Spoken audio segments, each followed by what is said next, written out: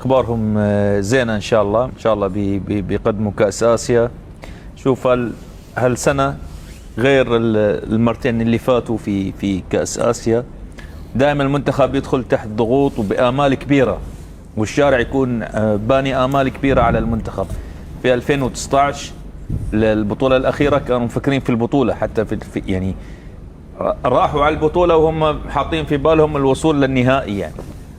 فالضغوطات هاي اثرت على المنتخب سلبا. اليوم البطوله اللي قبلها في 2011 في قطر نفس ذات الشيء. اليوم لا، الضغوطات اقل على المنتخب. التركيز ان لا، نحن محتاجين ان نقدم مستوى جيد، نتأهل بس للدور الثاني، معناها هذا انجاز. فتركيز اللاعبين منصب على اجتياز الدور الاول.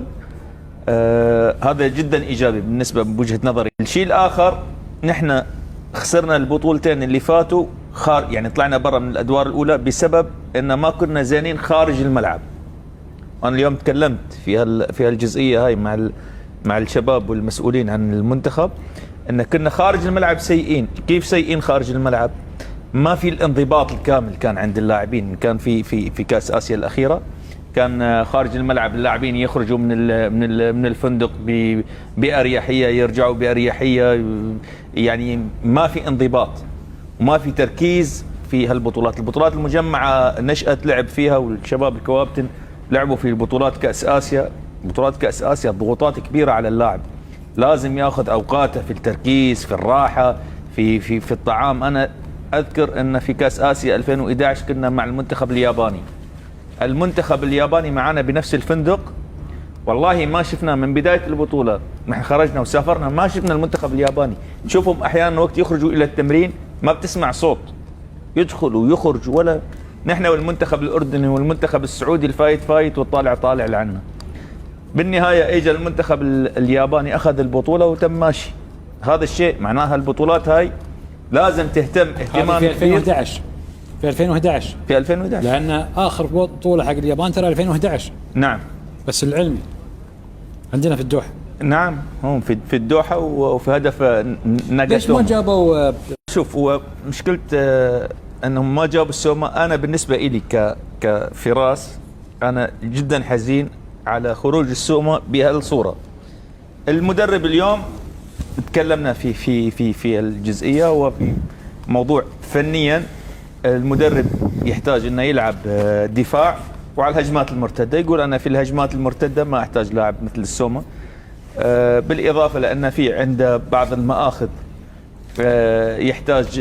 يحتاجها المدرب. نحن بصدد الان عدم الكلام في هالموضوع، لان اليوم السومه نجم كبير. لا بس انت لمحت الان، وهذه ممكن هذا اتهام لابد تبين على اساس لا يصير عمر يعني صراحه ضحيه.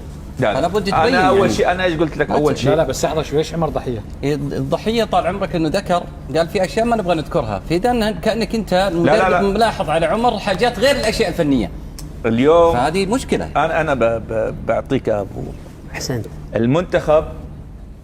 المنتخب اليوم خلاص اخذ القرار ان السومه يكون مستبعد. انا ضد القرار 100%. هو فني بس فني الى اراء فنيه. قلت لك انا اليوم المدرب فنيا المدرب يعتمد على الدفاع والهجمات المرتده، هذا اسلوب لعبه. يعني فراس تحب تقول انه عمر السومه في لائحه ستشارك كاس اسيا ما عنده مكان؟ مستحيل. انا بالنسبه مستحيل يا اخي، انا بالنسبه انا معك انا بالنسبه يعني انا مع السومه لازم. انا لما يقولوا لي الموضوع الفني ما اسمع لهم. هذا رايي خاص، انا رايي الخاص صح.